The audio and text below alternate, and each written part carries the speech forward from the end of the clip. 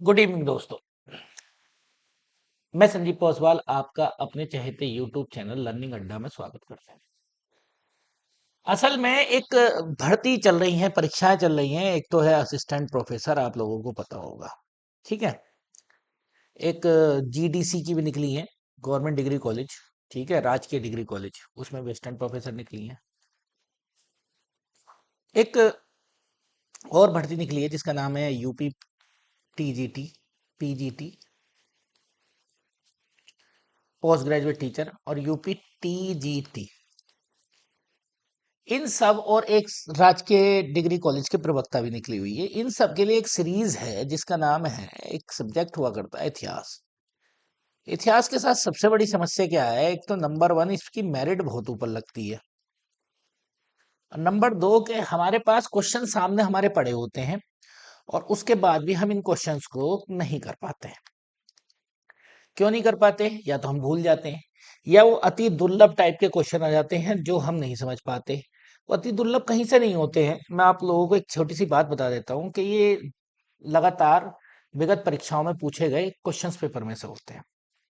जैसे कि अगर हम बात करें इसके बारे में, तो ये बाई सीटी कह सकते हैं, या फिर यूथ कंपटीशन की एक बुक है, ठीक है, जिसमें लगभग 15,000 से भी ज्यादा क्वेश्चन है, सबके सब सभी आगामी पिछली परीक्षाओं में आए हुए। अगर हम इसको भी कर लें तो हमारा लगभग 70% सिलेबस, हम 70% सिलेबस के 70% पेपर पकड़ सकते हैं। समस्या क्या होती है? इसको हम पढ़ तो लेते हैं, याद तो कर लेते हैं, लेकिन वो याद नहीं रह पाते। आज उसी क्रम में मैं ये सीरीज लेकर आया हूँ जिसमें आपको डेट डेट भी होगी, सब कुछ होगा आंसर्स भी होंगे। यहाँ हमें सिर्फ फोकस करना है आपके याद कराने पर। इसमें 16 नंबर का चैप्टर है जिसमें नाम है ईस्ट इंडिया कंपनी का विस्तार। इसका मतलब ये है कि आज से पहली क्लास इसकी शुरू है, ठीक है। पहले इसमें हम मॉडर्न पढ़ाएंगे, मॉडर्न के क्वेश्चंस करा लेंगे, लगभग 700-800 क्वेश्चन होंगे, ज़्यादा ही होंगे। और फिर उसके बाद मेडिवल के क्वेश्चन कराएंगे, ठीक है। तो इन दोनों क्वेश्चंस को हम कर लेंगे। अगर हमने मान लीजिए आज 100 क्वेश्चन की सीरीज है हमारी ये, और अगर हम इनके 500 क्वेश्चन कर लेते हैं तो समझ लीजिए बेबंटा धार है। आप कहीं भी किसी भी एग्जाम में बैठिए, बड़े से बड़े, इवन इसमें यूजीसी नेट के भी क्वेश्चन है, यूजीसी नेट और जो बीच में अभी एनटीए नेट, और जो मतलब जितने भी नेट के एग्जाम हुए हैं उन सबसे संबंधित इसमें प्रश्न है, ठीक है। जैसे कि मेरे बारे में जानते होगा, मैं भी नेट क्वालिफाई हूँ इतिहास से। तो कुछ चीज़ें आपको मैं स्पेशल बताऊंगा और कुछ चीज़ें आपको पता होंगी।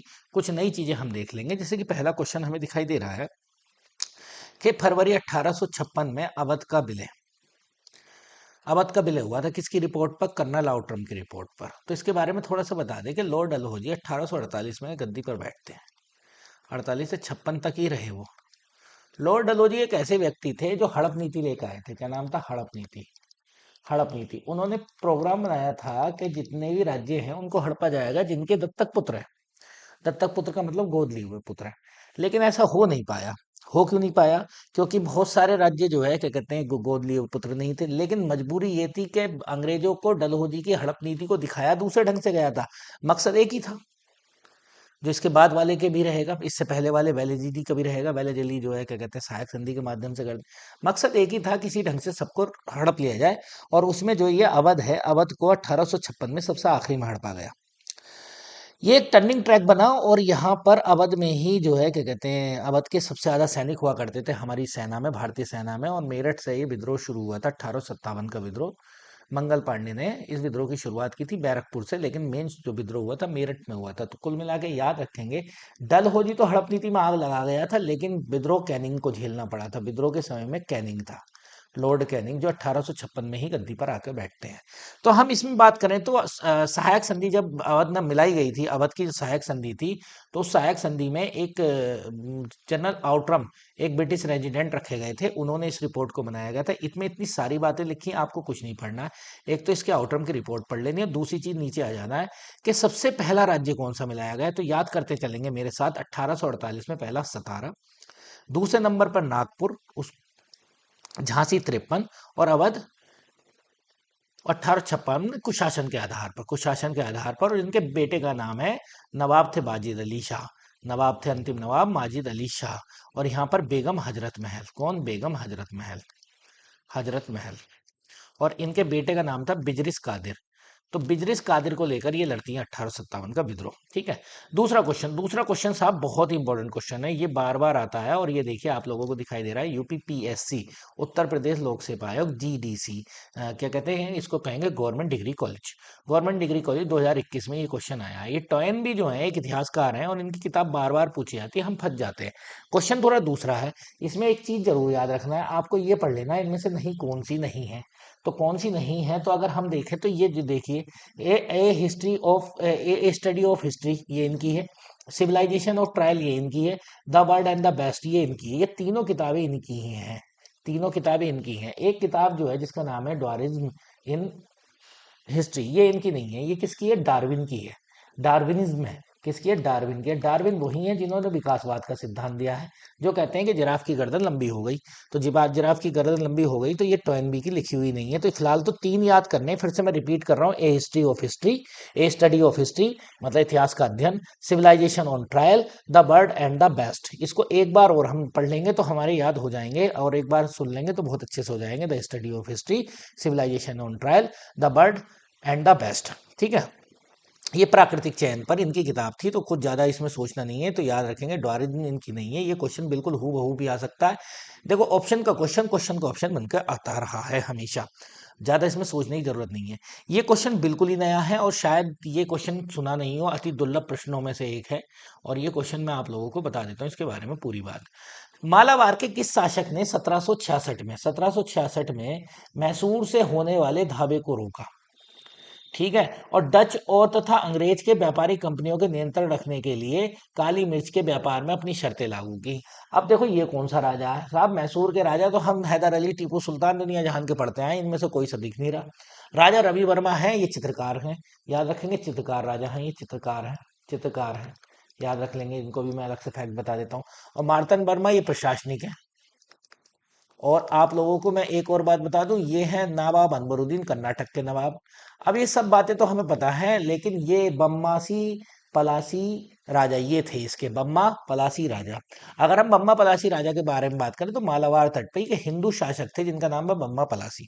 इन्होंने क्या करा था, ईस्ट इंडिया कंपनी से एक समझौता कर लिया था। उनके शासन काल में व्यापारिक ईस्ट इंडिया कंपनी के साथ दक्षिण भारत की ओर व्यापारिक और राजनीतिक प्रसार कर रही थी। तो इनके बीच में समझौता हो गया, जिससे अंग्रेज किसानों से मालगाजारी वसूलेंगे, मतलब क्या करेंगे, रेवेन्यू वसूलेंगे, और किसको दे देंगे, इन राजाओं को दे देंगे, किसको दे देंगे, बामासी राजाओं को दे देंगे। ठीक है, बात आ गई समझ में।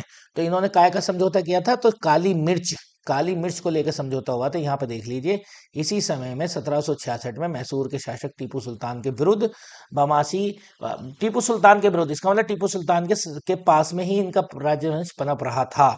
ठीक है। मौखिक शर्त हुई कि कोट्टम में मालगुजारी एकत्रित करने का अधिकार और काली मिर्च के व्यापार करने का अधिकार किसको मिल जाएगा, बम्मा पलासी राजा को मिलेगा। ठीक है। ये मैसूर युद्ध के बात के अपने बातों से मुकर के चलो, ये छोड़िए, आप तो बस इतना याद रख लीजिए कि ये दो बातें हुई थी। ठीक है। क्या हुआ क्या नहीं हुआ, इतनी लंबी पिक्चर ना तो आपको याद करनी है ना मुझे याद करनी है, हमें तो सिर्फ इतना याद करना है, काम लायक। ठीक है। काम लायक ये है कि ये नया फैक्ट है, इसको याद रखेंगे। तीनों के नाम मैं बता चुका हूँ कौन कौन से राजा हैं, तो इनमें से सिर्फ यही एक राजा बचते हैं। ऑप्शन में ऐसे भी लगा सकते हैं।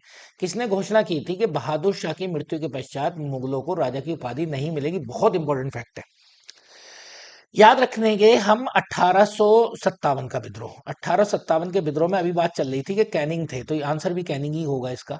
कैनिंग थे, कैनिंग ने ही विद्रोह दबाया था। और 1857 के विद्रोह में लाल किले से पकड़ा बहादुर शाह सेकंड को। किसको पकड़ा, बहादुर शाह सेकंड को। और सेकंड को पकड़ के कहाँ भेज दिया था, रंगून। रंगून। और जब रंगून इनको भेज दिया था, तो यहाँ पर अब मुगल बादशाह खत्म हो गए, तो इन्होंने साफ कह दिया कि अब मुगल बादशाह नहीं रहेंगे, इनको राजा की उपाधि नहीं दी जाएगी। अच्छा, 1803 ये जो डेट दिख रही है, इस समय में ब्रिटेन के संरक्षण में आए थे, कौन लेकर आए थे, लॉर्ड लेक। लॉर्ड लेक ने दिल्ली को जीता था, और दिल्ली को जीतने के बाद ये पेंशनर बन गए थे, कौन, इस समय अकबर सेकंड याद रखेंगे, अकबर सेकंड पहले पेंशनर थे। अकबर सेकंड का कार्यकाल चल रहा था ये। तो अकबर सेकंड इसके समय में पहले पेंशनर बने अंग्रेजों के। उसके बाद से अंग्रेज इन्हें ढोते रहे, पेंशन देते रहे, सब कुछ देते रहे। लेकिन जब इन्होंने 1857 के विद्रोह में सारी बात की, तो कैनिंग ने ये कह दिया कि अब मुगलों को कोई भी राजा की उपाधि नहीं मिलेगी, मुगल खत्म हो गए हैं, ऐसे समझ लीजिए आप। ठीक है। और लाल किले से हटने के लिए। अच्छा ये भी याद रखना, ये देखो तीन चार लोगों के नाम याद रखेंगे। एक इसमें ब्रिटिश गवर्नर ऑकलैंड का नाम रखेंगे। ऑकलैंड ने सबसे पहले छेड़छाड़ की थी। ऑकलैंड ने कहा था बादशाह को दावे और अधिकार छोड़ने होंगे, जो उनके अधिकार है बादशाह छोड़ेगा। लॉर्ड अकलैंड का टाइम पीरियड है 36 से 42। ये न्यूजीलैंड में भी रहे हैं पोस्टिंग। 1836 से 42 ऑकलैंड शहर भी इन्हीं के नाम पर है। 1836 से 42 में ही इन्होंने बोला था कि ये बात हटा दो इनको, ये है नहीं है किस काम। फिर उसके बाद डलहौजी, डलहौजी ने कहा था कि लाल किले से हटो। तो क्वेश्चन आएगा कि लाल किले से हटने की बात किसने की? डलहौजी ने। अपने दावे छोड़ने के लिए किसने कहा? ऑकलैंड ने। और कैनिंग ने कहा राजा को उपाधि नहीं मिलेगी। कुल मिलाकर तीन फैक्ट आपको पढ़ने हैं। तीन फैक्ट में से एक क्वेश्चन मिल जाएगा। जो जो सबसे टफेस्ट क्वेश्चन आएंगे वो यही आएंगे, किसने उसके दावों को हटने की बात की? तो लॉर्ड अकलैंड ने। और किसने जो है क्या कहते हैं लाल किले से हटने के लिए कहा? डलहौजी ने। और किसने? कैनिंग ने कहा कि अब राजा की उपाधि नहीं मिलेगी। ठीक है। अच्छा, उत्तरी उत्तरी उत्तर 18वीं शताब्दी, 18वीं सदी। देखो दोस्तों 18वीं सदी का मतलब होता है 1700 से लेकर 1799। 1799 इसको 18वीं कहते हैं। इसको क्या कहते हैं? हम 18वीं सदी कहते हैं, याद रखेंगे। 18वीं सदी का मतलब 1800 से नहीं है। ठीक है, यहाँ पे देखा जा सकता है हैदराबाद, हैदराबाद शासन प्रणाली को संरक्षक आश्रित संबंध, ये संरक्षक आश्रित संबंध के रूप में देखा जाता है। देखो कौन सी परीक्षा में आया है? ये एनटीए नेट में आया है। और 2021 की शिफ्ट में आया ये। ठीक है, मैंने भी शायद ये क्वालिफाई किया था। तो मैं आप लोगों को बता देता हूँ इसमें क्या है। देखो बड़े सोच समझ के ऐसे क्वेश्चन करने होते हैं। नेट की एक क्वालिटी होती है, नेट में क्वेश्चन कॉन्सेप्चुअल होते हैं। अगर कॉन्सेप्ट ठीक है तो आप आराम से नेट क्वालिफाई कर सकते हैं। देखो यहाँ पर ये कहा जाता है, पहला क्वेश्चन, पहला ऑप्शन देखिए। पहला ऑप्शन क्या है? पहला ये है कि निजाम ने अपनी निष्ठा मुगल बादशाह के प्रति दर्शाई और उसे लगातार नजराता देता रहा। निजाम कौन है? निजाम उल मुल्क चिनकिलिस खां। निजाम उल मुल्क चिनकिलिस खां, ये हैदराबाद की संस्थापक हैं। ऐसा हुआ था मोहम्मद शाह के समय में, मोहम्मद शाह के समय में, जो मोहम्मद शाह था रंगीला, उसके समय में ये वहां से भाग आए थे षड्यंत्रों की वजह से। और यहाँ पर मुवारिज खां को हराकर इन्होंने जो है अपनी गद्दी यहीं स्थापित कर ली। लेकिन ये नजराना दे रहे थे। ठीक है, बिल्कुल सही है। दूसरा क्या, किसकी वजह से किया जाता है? ठीक है, हाँ, बाद में नजराना देना बंद कर दिया था। स्थानीय हिंदू जमींदारों को निजाम को दबा कर रखा। स्थानीय हिंदू जमींदारों को निजाम ने दबा कर रखा। उन्हें नजराना देने के लिए बाध्य किया। ये बात हो सकती है, लेकिन इससे इसका बात मतलब नहीं आता कि संरक्षक कैसे थे। तो संरक्षक में देखें, हैदराबाद राज्य अर्ध स्वायत्त शासकों से अपनी मर्जी से शासन चलाने के लिए स्वतंत्रता थी। बदले में निजाम को वार्षिक नजराना देना होता था। ये बिल्कुल सही बात है। जो संरक्षक हैं वो संरक्षक हैदराबाद के निजाम के भीतर, मतलब निजाम के अंदर में कौन संरक्षक हैं, तो ये वाली बात कर रही है। तो जो निजाम के आसपास के राज्य थे, उन राज्यों से ये नजराना लेता था। तो इसी का मतलब है संरक्षक आश्रित संबंध। तो हैदराबाद के अंदर जो लोग रह रहे थे, मुगलों से कोई मतलब नहीं, ये मुगल वाली बात कह रहा है। हालांकि ये बात भी सही है, ये बात भी सही है, ये बात भी सही है। तीनों मुगलों के संदर्भ में कह रहा है, मुगलों के संरक्षण की बात नहीं कर रहे हैं, हैदराबाद के अंदर के संरक्षण की बात कर रहे हैं। ठीक है, जैसे कि अगर आप देखें, एक सेकेंड, हाँ, ये देख लीजिए यहाँ पर। ये मैंने आपको पूरी बात बता दी, इसमें और कुछ आपको पढ़ने की जरूरत नहीं है, इसका डिटेल मत पढ़िए। ठीक है, अब आता है छठा क्वेश्चन। छठा क्वेश्चन बहुत इंपॉर्टेंट है। श्रीरंगपट्टनम की संधि, श्रीरंगपट्टनम की संधि तीसरे आंग्ल मैसूर युद्ध में हुई थी। तीसरे आंग्ल मैसूर युद्ध में क्या हुआ था कि टीपू सुल्तान बहुत बुरी तरीके से हारे थे। और ये 1792 से 92 के बीच में युद्ध चला था। 92 में ये टीपू सुल्तान की संधि हुई थी। और टीपू सुल्तान ने अपने दो बेटे कॉर्नवालिस के पास गिरवी रखे थे। ठीक है, क्योंकि इस समय कॉर्नवालिस का टाइम पीरियड था। कॉर्नवालिस का टाइम पीरियड है 1786 से 93, याद रखेंगे, 1793 से लॉर्ड कॉर्नवालिस, लॉर्ड कॉर्नवालिस है, लॉर्ड कॉर्नवालिस है। ठीक है, तो 1786 से 93। ये जो लाहौर की संधि है, ये लाहौर की संधि है प्रथम आंग्ल सिख युद्ध, प्रथम आंग्ल सिख युद्ध जो 1846 में हुई है। पहला आंग सिख युद्ध। बसई की संधि मतलब बसीन की संधि है, ये बसीन की संधि है। बसीन की संधि दूसरे दूसरे आंग्ल मराठा युद्ध में हुई थी 1802 में। ठीक है, और इलाहाबाद व कड़ा की संधि, इलाहाबाद की संधि 1765 में हुई थी, जिसको बक्सर के युद्ध के बाद हुई थी। तो अगर हम देखें तो सबसे पहला आंसर आएगा हमारा 1765, तो डी वाला पहला होगा। डी के बाद आएगा हमारा ए, तो ये सी आंसर इसका राइट आंसर होगा। ठीक है, ये आप लोग ध्यान रखेंगे इसको। ठीक है, हम्म, ठीक। अब देखिए ये वाला बहुत इंपॉर्टेंट है, इनके फैक्ट मैं आप लोगों को बता देता हूँ। हड़प नीति के अंतर्गत ना हड़पा जाने वाला राज्य कौन सा था, कौन सा ना हड़पा राज्य था। अब ये कह रहे हैं ना हड़पा जाना तो था, लेकिन हड़प नीति के तहत नहीं। किस नीति के तहत था? ये था साहब कुशासन के आधार पर। किसके आधार पर? कुशासन। कुशासन के आधार पर किसकी रिपोर्ट पर? आउटरम की रिपोर्ट पर। ठीक है, आउटरम। आउटरम की रिपोर्ट पर उन्होंने कहा कि यहाँ शासन सही से नहीं चल रहा है। हमें क्या पढ़ना है? हमें पढ़ना है ये, देखिए ये पढ़ना है हमें। ये पढ़ना है कि सबसे पहले याद कर लीजिए ये सारे के सारे फैक्ट। फैक्ट कैसे याद करेंगे हम? सबसे पहले 1848 में सतारा, 1849 अगले साल जैतपुर, 1849 में संबलपुर। सतारा, जैतपुर, संबलपुर। बघाट 1850, उदयपुर 1852, झांसी 1853 और नागपुर 1854। तो झांसी 1853, इसका मतलब नागपुर से भी पहले झांसी हुआ था। और सबसे अंतिम में हुआ 1856 में। कौन हुआ 1856 में? तो 1856 में आप लोगों को देख लीजिए कौन हुए? अवध हुए। 1856 में अवध हुए। ठीक है, तो यहां याद रखेंगे ये वाली बात। ठीक है, जस्ट अगेन। हाँ, ठीक, 1856 पे। ठीक, अगले वाले पे आते हैं, अगले फैक्ट पे आते हैं, 8वें क्वेश्चन पे। ये देखिए ये किसका? यूजीसी नेट परीक्षा 2014 का है ये। 2014 का है। इस क्वेश्चन को देख लीजिए। उत्तर मध्य काल में के दौरान भारतवासियों और यूरोप वासियों के बीच में व्यापारिक संबंधों के व्यापारिक हित पर आधारित थे। उत्तर मध्य काल का मतलब है मध्यकाल के बाद का समय। इसका मतलब मॉडर्न से पहले का समय। तो हम उत्तर मध्यकाल की बात कर रहे हैं। मध्यकाल के बाद में उत्तर मध्यकाल के दौरान भारतवासियों और यूरोपीय वासियों के बीच में व्यापारिक संबंध व्यापारिक हितों पर आधारित थे, बिल्कुल आधारित थे। कोई मतलब नहीं था आप अपना पैसा लाइए सामान लेके जाइए। दूसरा कह रहा है भारत में यूरोपीय व्यापारिक बसने के लिए उसके परिवार और धर्मगुरुओं, चिकित्सकों और कलाकारों जैसे अनेक सामाजिक समूहों का आगमन हुआ। ये बात भी सही है।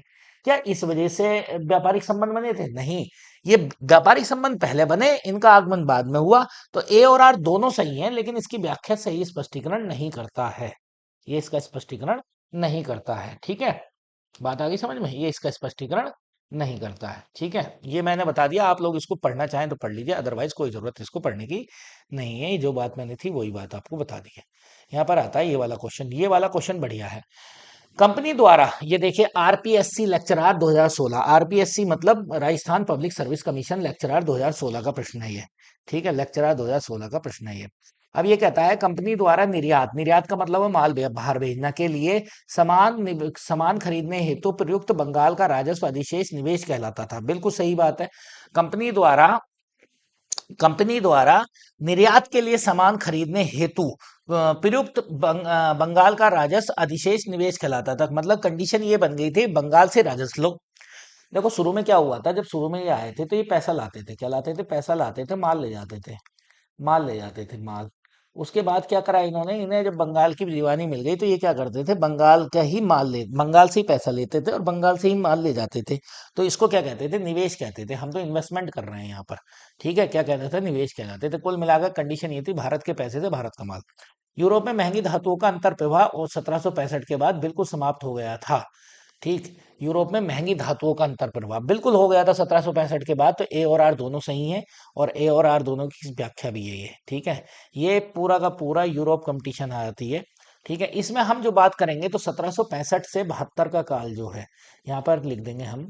ठीक है, 1765 से 72 का काल, 1765 से 72 का काल डाकू का काल था। डाकुओं का, के एम पडिक्कन ने कहा है डाकुओं का काल। डाकुओं का काल। और यहाँ पर भी ये कहा गया है इस व्यवस्था को पर्सिवल, याद रखेंगे, पर्सिवल स्पेयर ने लूट और बेशरम लूट की खुली और बेशरम लूट की संज्ञा दी गई है। इसके अलावा आपको कुछ याद नहीं करना है, जितना मैंने बताया उतना ही याद करना है। ठीक है, चलिए नेक्स्ट पे चलते हैं। तो आगे चलते हैं। अच्छा, ये वाला। अच्छा, ये आता है क्वेश्चन के नवाब सिराजुद्दौला जो प्लासी के युद्ध में हार गए थे। किसमें युद्ध में हार गए थे? प्लासी के युद्ध में हार गए थे। उस प्लासी के युद्ध में जो है क्या कहते हैं, किसने उसकी हत्या की थी? तो मीर जाफर के बेटे मीरन ने उनको मारा था। मीर जाफर के बेटे मीरन ने, किसका बेटा था? मीर जाफर का बेटा था।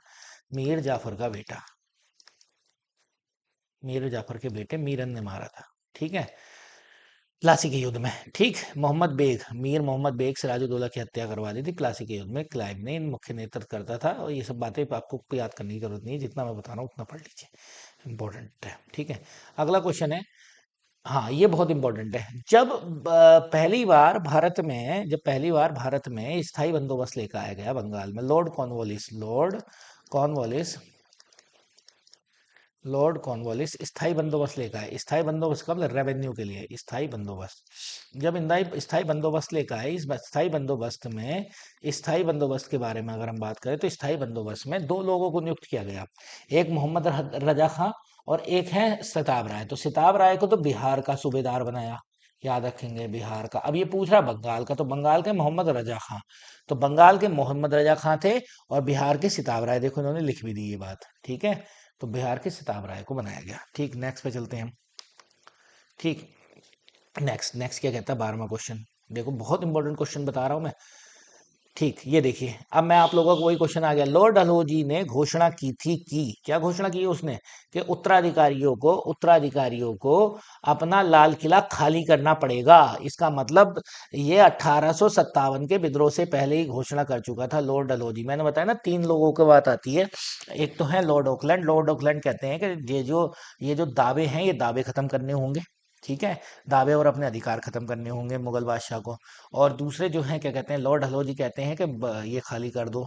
और जो लॉर्ड कैनिंग है वो ये कहते हैं कि बोले भाई तुम्हारा बहुत देख लिया अब मामला, अब ऐसा करो, निकल लो यहाँ से, अब तुम्हें राजा की उपाधि भी नहीं मिलेगी, ठीक है। तो स्थिति ये थी कि 1849 में, क्योंकि 48 में डलहौजी आया था। डलहौजी 1848 में आया था, 1856 तक रहा था। तो उसके बीच में 49 में ही, क्योंकि डलहौजी एक साम्राज्यवादी व्यक्ति था और उसने ये बात कही है। देखो, अब यहाँ पर देखिए, फिर से आते हैं हम। 1803 में ये किसके संरक्षण में आया, लॉर्ड लेक के।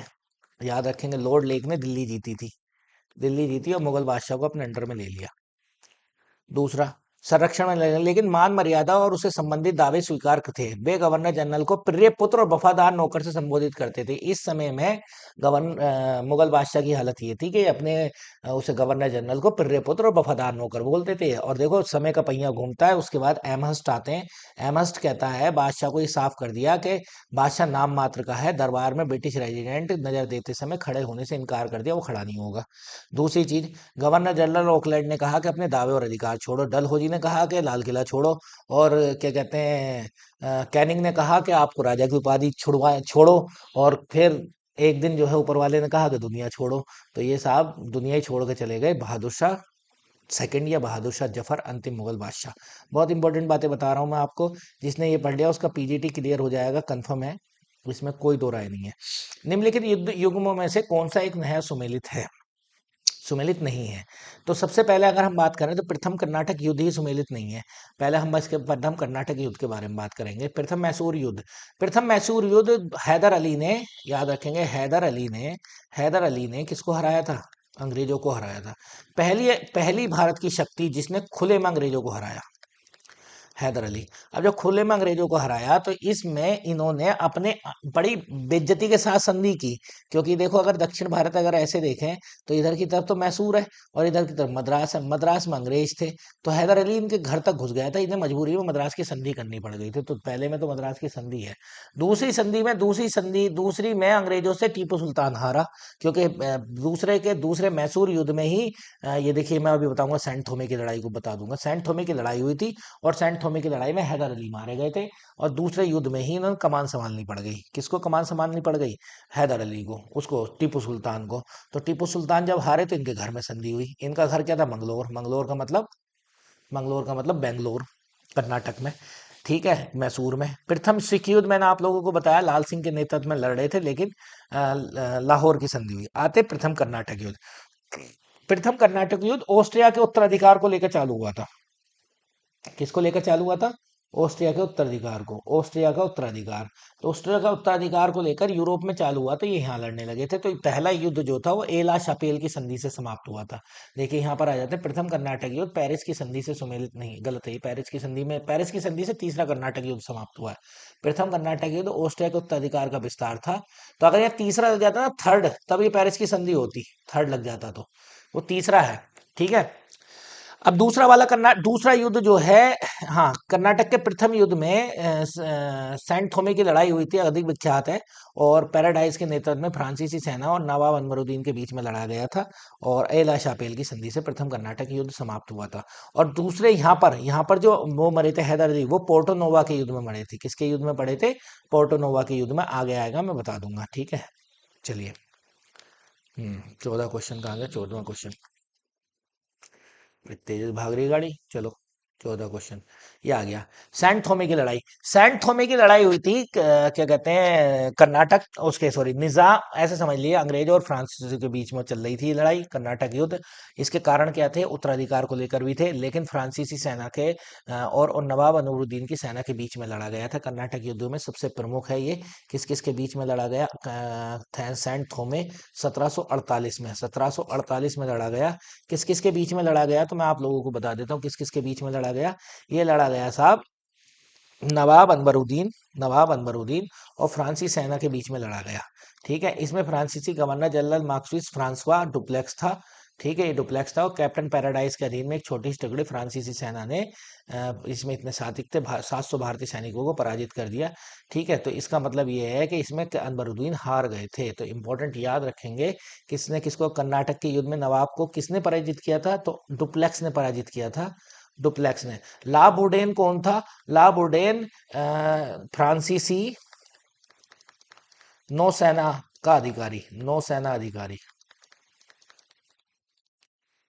और निजामुल मुल्क चिनकलीस खां, मैंने बताया ना, हैदराबाद के थे, हैदराबाद के संस्थापक थे, हैदराबाद के संस्थापक थे। ठीक है, आगे आते हैं नेक्स्ट पॉइंट पे। नेक्स्ट पॉइंट क्या है कि अब आता है आंग्ल सिख युद्ध। ठीक है, आंग्ल सिख युद्ध। तो आंग्ल सिख युद्ध में पहले में क्या है?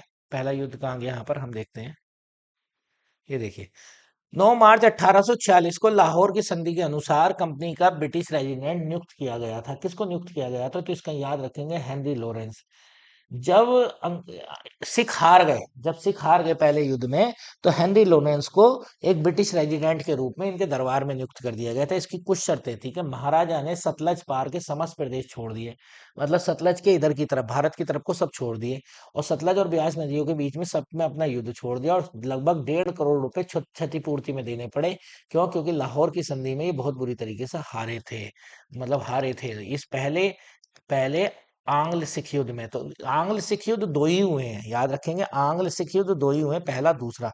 पहले में हारे, दूसरे में हारे, और दूसरे में हारने के बाद सिख जो है खत्म हो गए। खत्म होने का मतलब ये है कि उनके जो बेटे दिलीप सिंह थे, उन्हें पढ़ने भेज दिया गया। कहाँ? रानी जिंदन को पेंशनर बना दिया गया, और उनको भेज दिया गया लंदन पढ़ने के लिए, और लंदन जाके वो हो गए खुश। ठीक है, यहाँ पर देखिए, सिखों की सेना देखिए, सिखों की सेना 12,000 घुड़सवारों तक सीमित कर दी गई। हेनरी लॉरेंस को 1 वर्ष के लिए अंग्रेजी रेजिडेंट रख दिया गया, और बिना यूरोपियन की मर्जी के ये कुछ नहीं कर सकते थे। ठीक है, अब आते हैं बंगाल के। किस शासक ने कहा था यदि अंग्रेज बंगाल की भूमि से बाहर किया तो समुद्र में आग लग जाएगी? ये अलीवर्दी खां है। अलीवर्दी खां के दो स्टेटमेंट बहुत जबरदस्त है। एक तो स्टेटमेंट जो ये वाला है, अलीवर्दी खां का ये स्टेटमेंट तो आप सुना ही सुना होगा। एक स्टेटमेंट और मैं लिखवा देता हूँ, वो ये है, ये कहते हैं, अंग्रेज वो मक्खी हैं, अंग्रेज वह मधुमक्खी हैं, वह मधुमक्खी हैं जो जो छेड़ोगे छेड़ोगे तो काट कर मार देंगी, छेड़ोगे तो काट कर मार देंगी, काट कर मारेंगी, और नहीं छेड़ोगे तो शहद देंगी। मतलब लालच भी था, कोई लालच ले डूबा इनको। छेड़ोगे तो शहद देंगे, खुद तो चले गए, सिराजू दुल्हन झेला सब कुछ, शहद देंगी। ठीक है, तो मुर्शीद कुली खां के नेतृत्व में, देखो, मुर्शीद कुली खां के नेतृत्व में बंगाल की स्थापना हुई थी। कब हुई थी? 18वीं सदी में। कौन था राजा? याद रखिए, सारी की सारी स्थापना मोहम्मद शाह रंगीला के समय हुई थी। मुगल बादशाह मोहम्मद शाह रंगीला था। मुर्शीद कुली खां को उन्होंने बंगाल भेजा, और ये बंगाली शिफ्ट हो गए, बोले भैया हमारा तुम्हारा कोई मतलब नहीं। आगे चलकर इसमें अली वर्दी खां हुआ, और अली वर्दी खां का ये स्टेटमेंट याद रखेंगे। ठीक है, अली वर्दी खान का स्टेटमेंट याद रखेंगे। अभी मैंने आप लोगों को बताया था कि इनका क्रम लगाना है, तो मैंने आप लोगों को बहुत आराम से समझाया था कि हमें क्या क्या करना है। तो सबसे पहले 1748, 1748 सतारा, 1749 जैतपुर, 1749 ही संभल है, नहीं संबलपुर, लेकिन ये नहीं पता है तो यहाँ पे है नहीं। तो 1753 में नागपुर, वो सॉरी झांसी, 1754 में नागपुर। तो अगर हम इन्हें लगा लें तो बी का पहला आएगा, बी ये वाला ऑप्शन होगा। देखिए ये भी राजकीय डिग्री कॉलेज में आया है, गवर्नमेंट डिग्री कॉलेज में ये आंसर आया है, ये आप लोग ये देख लीजिए, ये सामने लिखे हुए हैं, ये मैं आपको बता चुका हूँ। ठीक है, अब आता है नेक्स्ट पे, भारतीय निर्यातों के भावी खरीदारों, ये अभी 2021 का स्टैंड प्रोफेसर हुआ था, बड़ा जबरदस्त पेपर हुआ था साहब, और इस पेपर में ही ये क्वेश्चन आया था, इसमें बहुत अच्छे अच्छे से क्वेश्चन आए थे। इस क्वेश्चन को याद रख लीजिए कि ब्रिटिश भारतीय निर्यातों के भावी खरीदार ब्रिटिश शासनकाल में लंदन स्थित भारत सचिव को निम्नलिखित में से किस बिल से बिल तो नहीं लिखा, मैं लिख दूं, खरीदने के लिए उसे पाउंड स्टर्लिंग का भुगतान करते थे। कौन सा बिल ऐसा था जो भारतीय निर्यात जो है भारतीय सचिव को पाउंड में करते थे? तो लोग इसमें बहुत सारे बिल उल्टे सीधे लगा देंगे, इसका नाम है काउंसिल बिल। काउंसिल बिल के माध्यम से जो निर्यात करते थे वो लोग इससे जो है इनको भेजते थे। ठीक है, काउंसिल बिल तो याद रखेंगे, काउंसिल बिल। ठीक है, यहाँ पर थोड़े से फैक्ट हम पढ़ लें। इसको जो संज्ञा दी गई, मैं अभी बाद में बात करेंगे, पहले इसके बारे में याद रख लिए। भारतीय निर्यातों के भावी खरीदार, जो भारत के सामानों के भावी खरीदार ब्रिटिश शासनकाल में लंदन स्थित सचिव को काउंसिल बिल खरीदने के लिए उसे पाउंड स्टर्लिंग में भुगतान करते थे। देखिए जो भारत सचिव था जो लंदन में बैठा था, भारत सचिव के ऊपर खर्चा, भारत सचिव के ऊपर खर्चा या उसकी फाइलों के खर्च ऊपर खर्चा, उसको हम होम चार्जेस की संज्ञा देते थे। वो ये कहते थे कि लंदन में जो ऑफिस बैठा हुआ है वो भी तो भारत के लिए काम कर रहा है, तो इसका मतलब सारा खर्चा भारत ही उठाएगा। तो भारत के पैसों से ही सारा खर्चा उठाया जाता था। यहाँ पे देख लिए, सैनिक असैनिक कार्मिकों के वेतन, भारत के शासन वेतन, पेंशन और प्रशिक्षण खर्चों के भुगतान और धन का वास्तविक हस्तांतरण काउंसिल बिलों के बिक्री के माध्यम से ही किया जाता था। मतलब जितना भी पैसा वहां जाएगा किसके, सचिव के लिए। याद रखेंगे, भारत का सचिव इसलिए बैठाया गया था भारत के काम करने के लिए, और इसीलिए इंपॉर्टेंट कर दिया गया, कह दिया गया कि भाई भारत के काम कर रहे हैं तो भारत इसका खर्चा उठाएगा, और जब भारत खर्चा उठाएगा तो उसने काउंसिल बिल के माध्यम से यहाँ पैसे भेजे जाते थे। ठीक है, बहुत इंपॉर्टेंट है। अब नेक्स्ट पे आते हैं, नेक्स्ट क्या कहता है, नेक्स्ट क्या कहता है 19वां प्रश्न। 19वां प्रश्न कहता है व्यवगत सिद्धांतों को किस राज्य पर लागू किया गया? तो जैसे कि हमने 1748, ठीक, जयपुर 1749, फिर आता संबलपुर, देखो 1748 संबलपुर, 1749 बघाट 1850, फिर उदयपुर, उदयपुर को याद रखेंगे, उदयपुर 1852। ठीक है, झांसी 1853, नागपुर 1854 और 1856 में अवध का कुशासन का विलय। तो याद रखेंगे ये बातें, ये बहुत इंपॉर्टेंट बातें हैं, इनको याद रख लेंगे। अवध उदयपुर है 1852 में। ठीक, जॉब चौनॉक, जॉब चौनॉक बहुत इंपॉर्टेंट है। जॉब चौनॉक ने कलकत्ता शहर बसाया था। तो इन्होंने पहली प्रथम अंग्रेजों की कोठी कहाँ बनाई थी?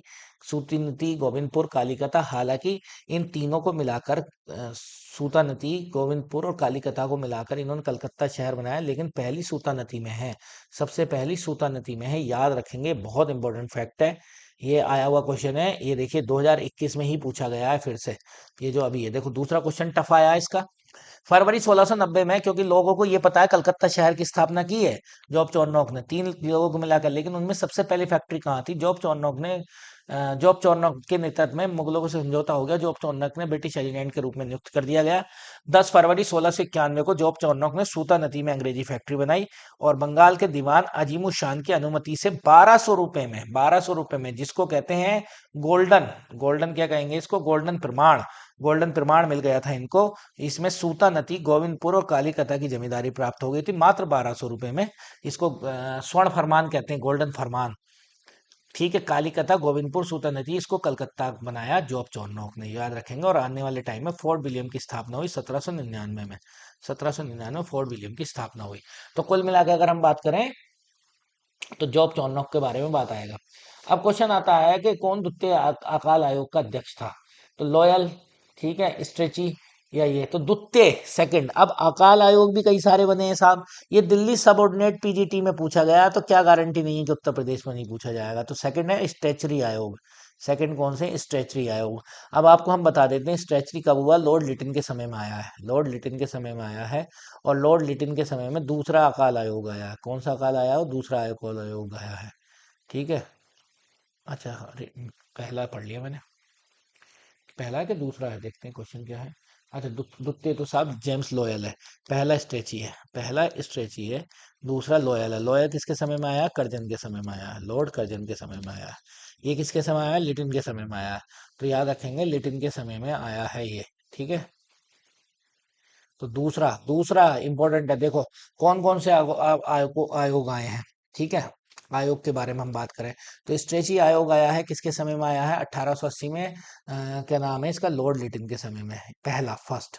सेकंड आया लॉयल आयोग, ये किसके समय में आया? एल्गिन। और एल्गिन वही है जिन्होंने ये कहा था भारत को हमने तलवार के दम पे जीता है और तलवार के दम पर ही रखेंगे। तो तीसरा आयोग है मैकडोनाल्ड आयोग, और ये लॉर्ड कर्जन के। इसका मतलब अंग्रेजों के समय में अच्छे खासे अकाल पड़े हैं। इसका मतलब पॉलिसी कहीं ना कहीं गड़बड़ थी अंग्रेजों की। एक तो प्राकृतिक आपदाएं और ऊपर से औपनिवेशिक आपदाएं, इन दोनों को लेकर ये फंस गए थे। ठीक है। नेक्स्ट क्वेश्चन है, बहुत इंपॉर्टेंट है। वो ये कहते हैं कि डच कंपनी की स्थापना कब हुई? देखो डच कंपनी की स्थापना में बड़ा झंझट है, बड़ा अजीब सी कहानी है। ठीक है। वैसे कि अगर हम बात करें तो क्वेश्चन आएगा कि डच कंपनी, पहले तो ये देखिए east India company, east India company, east India company, इसकी स्थापना 1600 में हुई और डच की स्थापना हुई 1602 में। तो इसका मतलब डच हमसे बाद में स्थापित हुए लेकिन आए पहले। स्थापित बाद में हुए हैं लेकिन भारत में पहले आए हैं। अगर कोई पूछेगा कि अंग्रेजों के आगमन क्रम में कौन अंग्रेजों से पहले आया तो डच आए हैं। डच की स्थापना 1602 में हुई थी। इसका नाम था वोरिंगडे ओस इंडेसे कंपनी की स्थापना हुई थी। हॉलैंड, हॉलैंड का ट्रैक्टर भी आता हमारे, न्यू हॉलैंड वहीं का है, ये डचोज का है। संसद ने 21 वर्षों तक के लिए पूर्व के व्यापार करने की अनुमति दे दी, किसकी? डच संसद ने। और भारत में अंग्रेजों का आगमन मछलीपट्टनम में 1605 में प्रथम कारखाने की स्थापना की थी। तो अंग्रेजों से पहले आए थे। और भारत में जो स्थापना हुई है 1608 में हुई है, वो भी अस्थायी फैक्ट्री की हुई है। स्थायी फैक्ट्री की स्थापना अंग्रेजों के द्वारा नहीं हुई थी। किसकी हुई थी? अस्थायी फैक्ट्री की स्थापना हुई थी। स्थायी फैक्ट्री की स्थापना अंग्रेज नहीं कर पाए थे। फिर उसके बाद जो है जेम्स को मिलता है मौका, जब 1615 में जाकर स्थापना कर पाते हैं। सर थॉमस रो और कैप्टन हॉकिंस को नहीं मिल पाई थी। हम्म। सर थॉमस रो को नहीं मिल पाई थी, जहांगीर ने अनुमति नहीं दी थी। क्यों नहीं दी थी, अभी आगे बात करेंगे हम। ठीक। 1502 में बीजापुर से गोवा पर कब्जा किया। तो ये एक अंग्रेज थे जिनका नाम है अल्फांसो दी अल्बुकर्क। अंग्रेज मतलब पुर्तगाली, अंग्रेज नाम गलत आ रहा है, पुर्तगाली। पुर्तगाली जो है ये बहुत ताकतवर वो था, मुगलों उसका, पुर्तगालियों का गवर्नर। और इसने जो है 1511 में हरमूज पर भी कब्जा किया। तो 1510 में गोवा भी छीन लिया। और नीनो डी कुन्हा जो इसके बाद आता है, वो अपनी गोवा को कोचीन से गोवा को राजधानी ले जाता है। देखिए ये वास्तविक संस्थापक कह सकते हैं इसको, इसने बहुत सारी चीजें जीत कर दी थी। ठीक है। तो वास्तविक संस्थापक हैं इसके ये। ठीक है। नेक्स्ट क्वेश्चन है 24। 24 क्वेश्चन में क्या कहता है? किस प्रथा के तहत प्रत्येक एशियाई जहाज को पुर्तगालियों से पासपोर्ट लेना होता था? तो ये साहब कार्टेज परंपरा थी। कौन सी परंपरा थी? कार्टेज। कार्टेज परंपरा लेकर आए थे पुर्तगाली। पुर्तगाली कहते थे हम कार्टेज परंपरा ला रहे हैं दोस्तों। और उस कार्टेज परंपरा में उस काफिला का नाम, उस कार्टेज परंपरा में आप हमसे एक सर्टिफिकेट ले लीजिए और पूरे हिंद महासागर में व्यापार कीजिए। तो उन्होंने कहा कि साहब हम व्यापार करेंगे, हमें कोई लूट लेगा? तो बोले हम हैं तुम्हारे साथ। तो इसका नाम रखा इन्होंने अरमेडा काफिला। ये अरमेडा काफिला जहाजों का एक बेड़ा था और उस जहाज को पूरी सुरक्षा देते थे जिसने कार्टेज सर्टिफिकेट ले रखा है।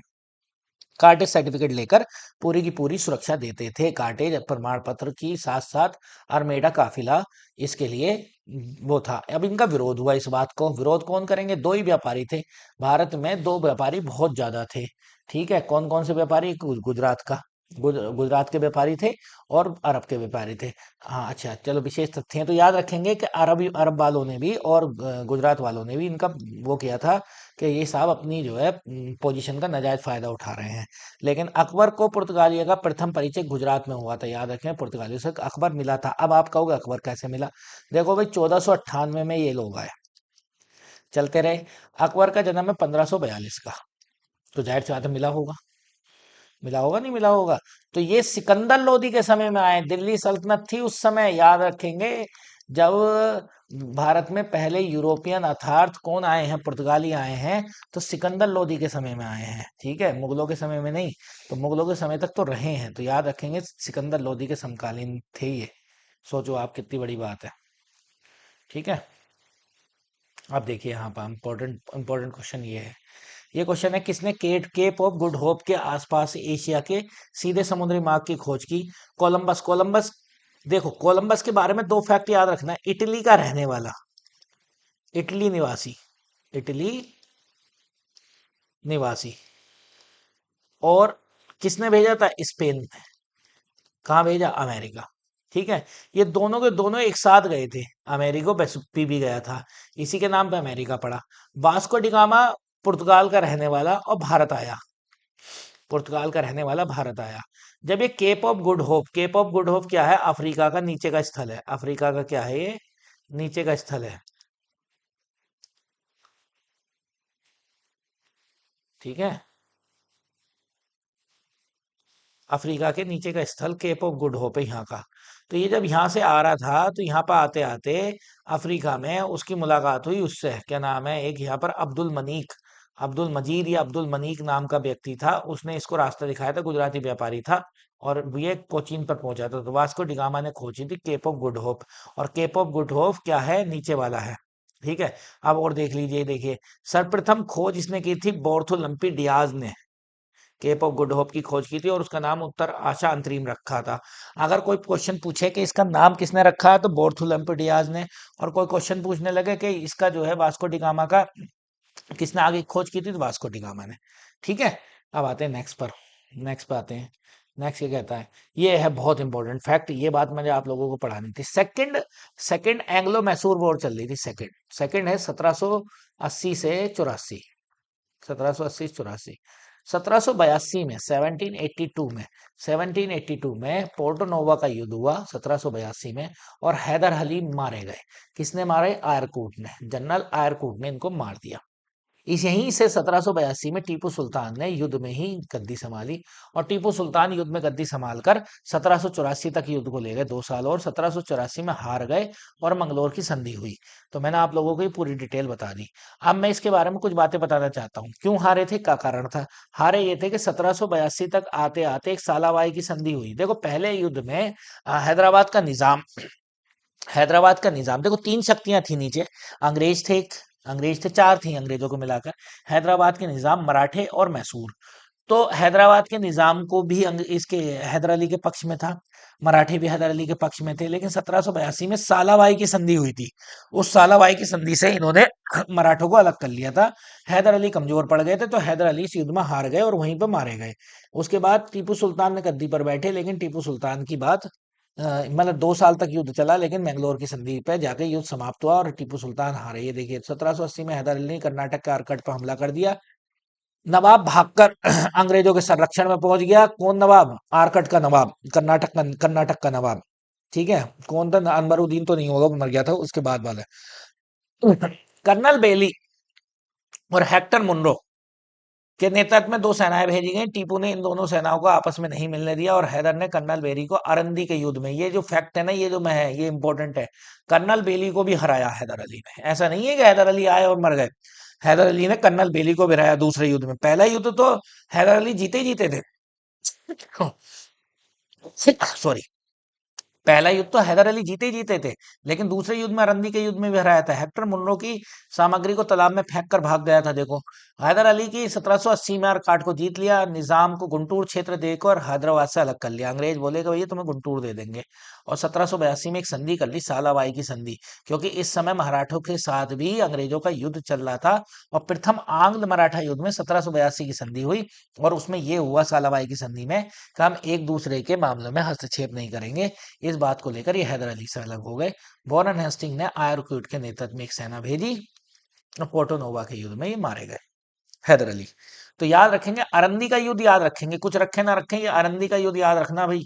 अरंदी के युद्ध में कर्नल बेली को हराया। ये क्वेश्चन आ सकता आने वाले टफेस्ट एग्जामों में। टफेस्ट का मतलब उसमें जो हमारी ये सीरीज है। ठीक, एला सापेल की संधि प्रथम कर्नाटक युद्ध से, क्योंकि ऑस्ट्रिया के उत्तराधिकार को लेकर चला था। देखो ला बुडेन मैंने बताया था, ये फ्रांसीसी टुकड़ी का मद्रास पर कब्जा कर लिया था, ये नौसैनिक टुकड़ी का हेड था।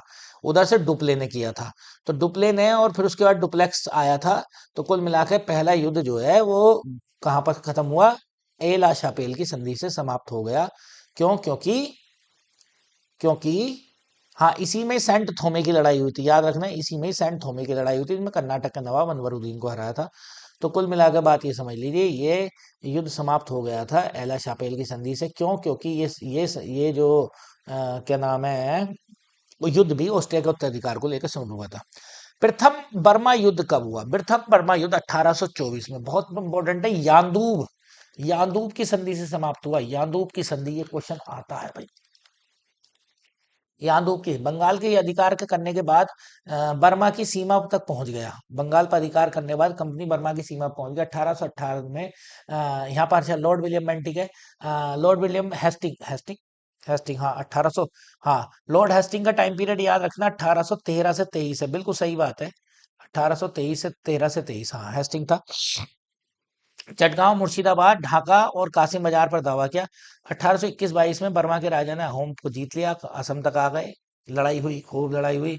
लड़ने के बाद यादूब की संधि, ये देखिए, यादूब की संधि से ये युद्ध समाप्त हुआ। ठीक है, किसने करा? एमहर्स्ट ने करा, क्योंकि एमहर्स्ट इसके बाद आते हैं। किसके बाद आते हैं? हेस्टिंग के बाद आते हैं। ठीक है, हेस्टिंग ने ही पिंडारियों का दमन किया है। ठीक, ये यहाँ पर आ गया, इंपॉर्टेंट, इंपॉर्टेंट, बहुत इंपॉर्टेंट है ये। कौन सी युद्ध, कौन सी युद्ध, युद्ध याद रखेंगे, इसमें सिखों की लड़ाई में कुछ आता नहीं आता, युद्ध आते हैं। युद्ध याद रखेंगे, और ज्यादा युद्ध नहीं है, ज्यादा दिमाग पर लोड नहीं लेना है। यहाँ पर लिखा है, इनमें से कौन सा प्रथम आंग्ल सिख युद्ध से संबंधित नहीं है? कौन सा युद्ध? तो सबसे पहली लड़ाई हुई थी, मुदकी की लड़ाई भी हुई थी, आलीवॉल की लड़ाई भी थी, सबराओं का युद्ध भी हुआ था, चिलियावाला का सेकंड में हुआ था। चिलियावाला का युद्ध सेकंड में हुआ था। प्रथम आंग्ल सिख युद्ध में महारानी जिंदन ने महत्वाकांक्षा का परिणाम था। मेजर ब्रॉडफुट ने सिख सेना को लाल सिंह और तेज सिंह के नेतृत्व के प्रति उकसाया। खालसा ने सिखों पर आक्रमण की अनुमति दे दी।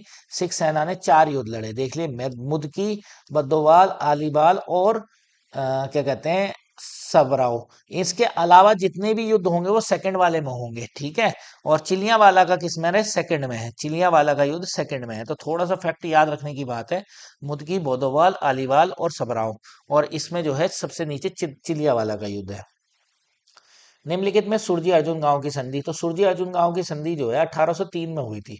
असल में दूसरा आंग्ल मराठा युद्ध हुआ था। उस आंग्ल मराठा युद्ध में कई सारी संधियां हुई, तो इन संधियों के नाम लिखते चले हम। सबसे पहले 1803 से 6 के बीच में ये युद्ध समाप्त हुआ, तो सबके साथ संधि हुई। सबसे पहले इसमें गायकवाड़,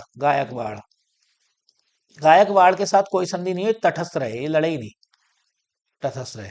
दूसरे पे सिंधिया, सिंधिया के साथ हुई सुरजी अर्जुन गांव की संधि। सिंधिया, सिंधिया के साथ हुई सुरजी अर्जुन, सा से सिंधिया, स से सुरजी अर्जुन गांव।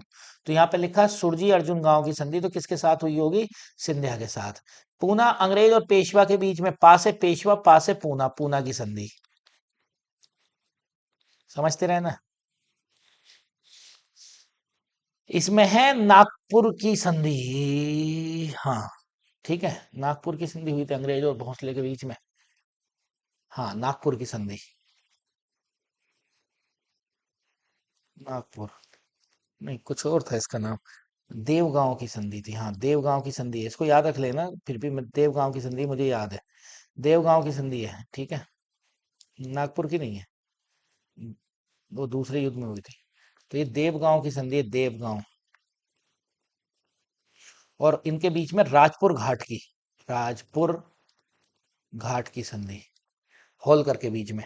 तो याद रखेंगे इसमें, ठीक है, बस, और कुछ इसमें नहीं है। ठीक, ठीक, नेक्स्ट पे चलते हैं। हाँ, ये कोड मिला लीजिए, कोड मिला लेते हैं। 17, इलाहाबाद की संधि 1765, मद्रास की संधि 1748, मंगलोर की संधि दूसरे युद्ध में हुई थी, तीसरे में नहीं, तीसरे में श्रीरंगपट्टनम की संधि हुई थी 1792। मंगलोर की संधि ये दूसरी वाली है, 82 में, 84 में हुई है, लेकिन ये यही लगाना पड़ेगा, कोई और है नहीं ऐसी ऑप्शन में। तो मंगलोर की संधि ये हुई थी, तो इसका आंसर हो जाएगा, यहाँ पर देख लेते हैं, आंसर तो आ ही गया, तो कोई दिक्कत नहीं है।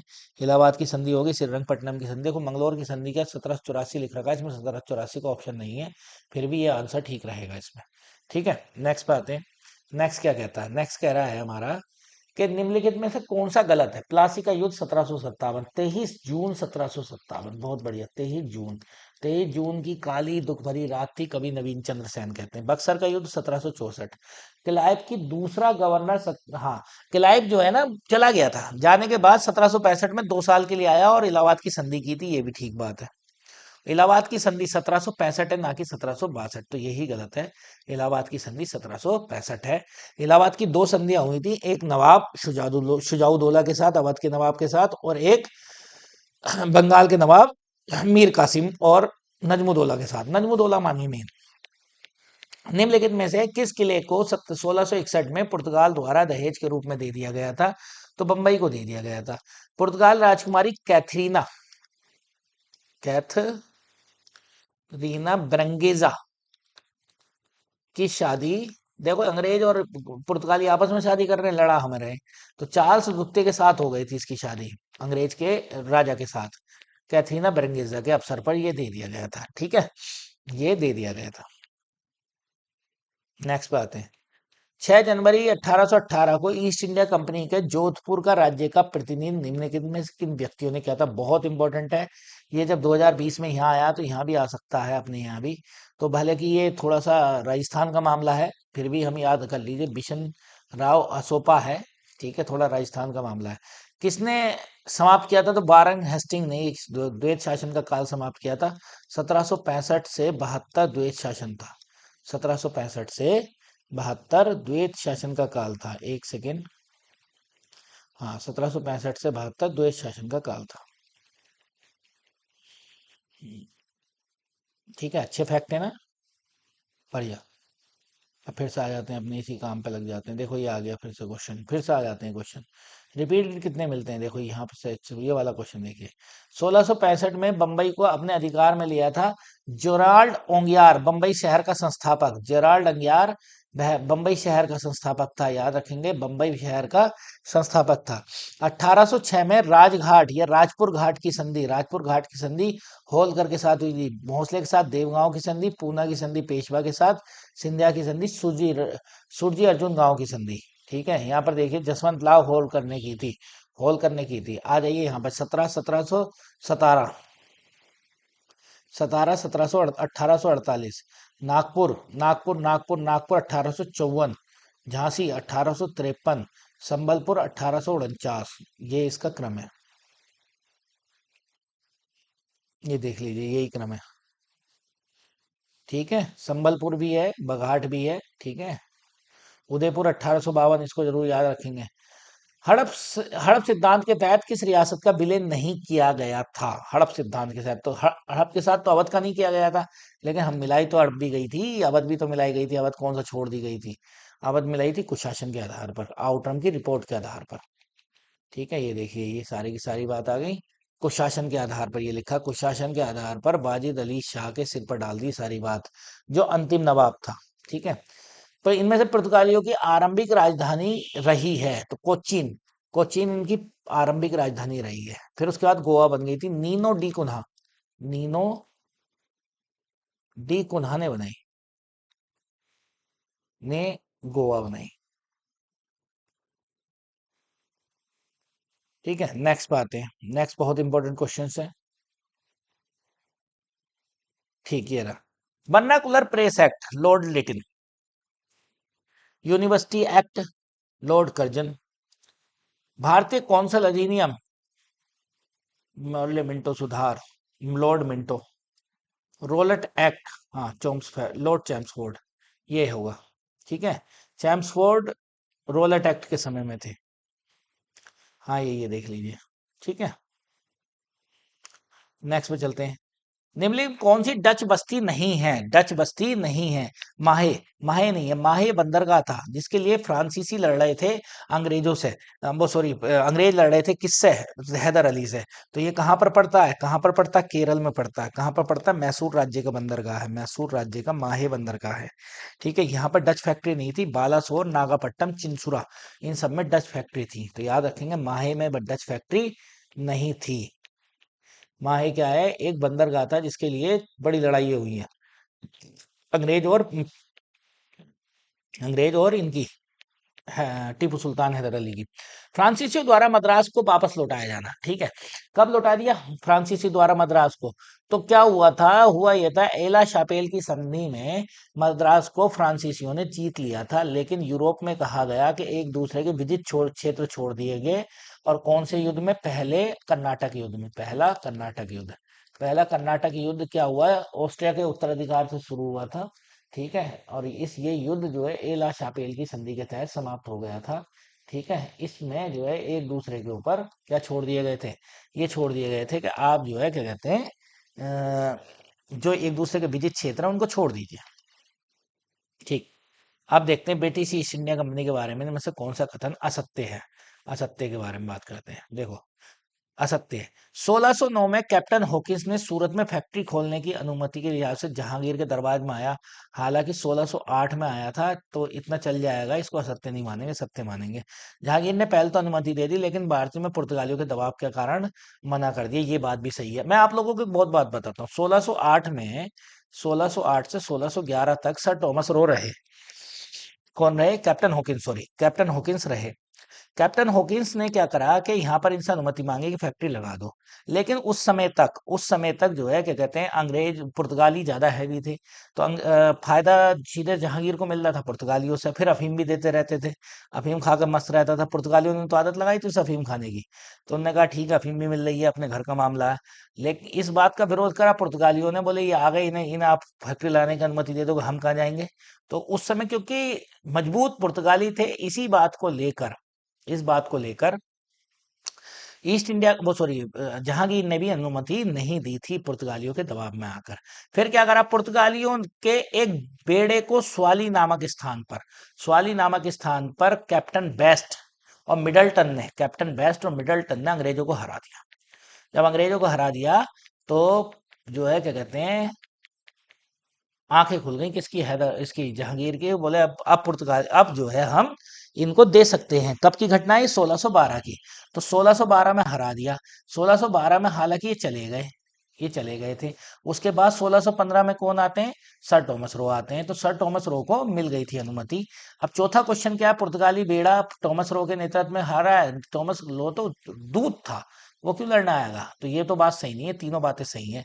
ये देखो 1612 में स्वाली के स्टीन कैप्टन थॉमस बेस्ट और मिडल्टन ने हरा दिया अंग्रेजों को, उनको, पुर्तगालियों को। इस बात को लेकर हैदर उसे लगा जहांगीर को कि बोले भाई दूसरे पिलर आ गए, अब इन पिलर पे ध्यान दिया जाना चाहिए। बसीन की संधि में याद रखेंगे। बसीन की संधि कौन से के साथ हुई थी? सेकंड, दूसरे आंग्ल मराठा युद्ध के। तीन ही आंग्ल मराठा युद्ध हुए, दूसरे के साथ हुई थी 1802 में, जिसमें जो है क्या कहते हैं, ये भाग कर पहुंच गए थे कहां पर? अंग्रेजों के पास, बंबई सरकार के पास। और वहां जाकर इन्होंने संधि कर ली। ठीक है। 1799 में टीपू की मृत्यु के बाद मैसूर की गद्दी पर बेलेजली ने किसे बिठाया? ये तो बड़े बड़े साहब, ये बड़े बेकार लोग थे। बड़े छोटे से राजा को लिया है, पुराने राजा को, कृष्णराज को। और इससे बोले कि बोले भाई तुम गद्दी पर बैठोगे, और गद्दी पर बैठकर इसको बैठा दिया, ठीक है। अब नेक्स्ट पे आते हैं। नेक्स्ट क्या है? सालाबाई की संधि के समय में गवर्नर जनरल कौन था? सालाबाई की संधि 1782 में हुई। तो 1786 से 93 एडम्स था। हाँ, अच्छा, 82 में हुई ना। तो 1776 से, हाँ, 76 से 82 तक, हाँ, 86 तक। कौन थे? कॉर्नवालिस था, सॉरी, वारन हेस्टिंग। हाँ, सालाबाई की संधि के समय वारन हेस्टिंग था। और 1786 से 93 कॉर्नवालिस था। कॉर्नवालिस बाद में आया है। कॉर्नवालिस कॉर्नवालिस इस समय था, वारन हेस्टिंग इस समय था, फिर उसके बाद एडम्स आते हैं, ठीक है। तो ये था, याद रखेंगे इंपॉर्टेंट बात। अगले 20 वर्षों तक एक दूसरे से युद्ध नहीं करेंगे। इसी के चलते हुए दूसरे युद्ध से उसको हटा लिया था। किसको हटा लिया इन्होंने? हैदर अली से हट गए थे, ठीक है। लॉर्ड कर्जन के द्वारा बंगाल विभाजन को किसने रद्द कर दिया था? तो लॉर्ड हार्डिंग ने कर दिया गया था 1911 में। इसीलिए इन पर बम भी फेंक दिया गया था रास बिहारी बोस के द्वारा, ठीक है। डेनमार्क ने डेनमार्क ने भारतीय व्यापार हेतु 1620 में किस केंद्र को अपना केंद्र खोला? तो देखो भाई, डेनमार्क भी आए थे, डेनमार्क भी लड़े और बहुत कम दिन समय तक रहे। तंजोर में इन्होंने अपनी फैक्ट्री लगाई थी और उसके बाद चले गए। ठीक है, इनकी पहली फैक्ट्री जरूर याद कर लो, बाकी ये इतनी इंपॉर्टेंट नहीं होती कि सभी चीजें इनकी याद की जाए। जो चले गए, ठीक है, जो टिके उनके याद करने हैं हमें। निम्नलिखित में से किसी ने टीपू सुल्तान के विरुद्ध निजाम और मराठाओं के साथ त्रिपक्षीय संधि संपन्न की थी? तो याद रखेंगे, जो ये टीपू सुल्तान के साथ साथ दो लोगों को और बिठाया था, मराठों को और निजाम को। मैंने बताया तीन ही शक्ति थी, तीन भारतीय थी, एक अंग्रेज थे। तो 1792 में पहले कॉर्नवालिस ने मराठों और टीपू विरोधी भावनाओं से प्रेरित होकर त्रिदलीय संगठन बनाया। और जो भी चीजें मिली, जैसे 12 महल मिला था, 12 महल, वो किसको दे दिया? वो तो इनके पास ही रखा था। गुंटूर, गुंटूर किसको दे दिया? गुंटूर दे दिया इसको, और मराठों को बहुत कुछ दिया। तब कानवालिस ने कहा था, हमने अपने साथियों को शक्तिशाली बनाए बिना अपने शत्रु को अपंग बना दिया। मतलब हमने अपने शत्रु हैदर टीपू सुल्तान को कमजोर कर दिया, लेकिन हमने अपने मित्रों को भी शक्तिशाली नहीं बनने दिया। ठीक है, नेक्स्ट पे आते हैं। इनमें से कौन सा कथन सहायक संधि के लिए सत्य नहीं है? एमपी में आया है, असिस्टेंट प्रोफेसर में। सहायक संधि साम्राज्य विस्तार का सबसे महत्वपूर्ण चतुर कदम था। बिल्कुल कदम था। सहायक संधि अंग्रेजों और देशी राजाओं के मध्य हुई, बिल्कुल हुई थी, बिल्कुल इनके बीच में हुई थी। देशी राजाओं ने अंग्रेज दूत को अपने राज्य में अनुमति नहीं दी थी। दी तो थी, यही सही नहीं है भैया, मजबूरी थी। यहाँ पर पहले दिल्ली ने साफ कहा था कि ब्रिटिश रेजिडेंट रहेंगे आपके घर में, और वो आपकी जो है क्या कहते हैं, देखो कुछ ही प्रावधान थे सहायक संधि के। पहला प्रावधान ये था कि सेना अपनी भंग कर देंगे आप। तो बोले हमारी रक्षा कौन करेगी? बोले अंग्रेजी सेना, और अंग्रेजी सेना का खर्चा आप उठाओगे। दूसरी चीज, आपके यहाँ ब्रिटिश रेजिडेंट रखेंगे, कहीं आप जनता के लिए गलत तो नहीं कर रहे हैं। जिस दिन उसने हमें रिपोर्ट दे दी, उस दिन आपके राज्य को हम हड़प लेंगे। ठीक है, और ब्रिटिश रेजिडेंट के सामने ही सारे काम करने थे होते थे, इसीलिए फंस गए थे बेचारे, इन पे कुछ बचा नहीं था। सहायक संधि बड़ी खतरनाक थी। ठीक है, अगले क्वेश्चन पे आते हैं। ठीक है, यहाँ पर आता है, दक्कन की किस सल्तनत ने अल्बुकर्क ने गोवा को हस्तगत किया? तो बीजापुर, बीजापुर के शासक से गोवा छीना था 1510 में। किसने? अल्बुकर्क ने। यूसुफ आदिल शाह से। किससे जीता था? छीना था यूसुफ आदिल शाह से, गोवा छीन लिया था। ठीक है, निम्नलिखित में से कौन सा प्रथम कर्नाटक युद्ध का, तो मैंने बताया प्रथम कर्नाटक युद्ध का ऑस्ट्रिया का उत्तराधिकार, ऑस्ट्रिया के उत्तराधिकार को लेकर 1746 में रहा, और 1748 तक ये युद्ध चलता रहा। 1746 से 48 तक 2 साल। फिर उसके बाद ए लासा पेल की संधि से युद्ध समाप्त हुआ। दलदली स्थल, देखो अब ये दलदली का नाम दे दिया बेवकूफ बनाने के लिए। दलदली का कोई मतलब नहीं है। सूता नदी, सूता नदी को 1690 में किसने रखा? ये क्वेश्चन अभी देखो, अभी पूछा गया है उत्तर प्रदेश के जीडीसी में, और एमपी असिस्टेंट प्रोफेसर में आ गया। तो ऐसे क्वेश्चन आ जाते हैं, इनको याद रखेंगे। और अभी 2021 के ये उसमें भी पूछा गया है, हमारे वाले में, यूपी के में। ठीक है, तो ऐसे क्वेश्चन आ जाते हैं। ठीक, आने वाली परीक्षा है 18 अप्रैल को, असिस्टेंट प्रोफेसर की। ठीक है, टीपू, निम्नलिखित में कौन मद्रास का गवर्नर था जिसने टीपू सुल्तान के साथ मंगलोर की संधि की थी? तो याद रखेंगे, मंगलोर की संधि दूसरे आंग्ल सिख में युद्ध में हुई थी, और मैकार्टनी था जब 1784 में हुई थी, क्योंकि 1782 में इनके पिताजी हैदर अली मारे गए थे। ठीक, मंगलोर की संधि पर वारन हेस्टिंग ने कहा, मैकार्टनी कैसा आदमी है, संधि के बावजूद कर्नाटक को खो दिया। मतलब आपने कर्नाटक को अपना नहीं बनने दिया। देखिए 55 क्वेश्चन करा दिए हमने आप लोगों को, और इस सीरीज को कंटिन्यू रखेंगे। 100 क्वेश्चन तो ज़्यादा लंबा समय हो जाएगा, इसलिए नहीं कराया। कल 100 क्वेश्चन कराएंगे इसके आगे के, फिलहाल तो 55 करा दिए हैं। कल से इसकी सीरीज कंटिन्यू रोज रखेंगे। ठीक है, बहुत बहुत धन्यवाद आपका।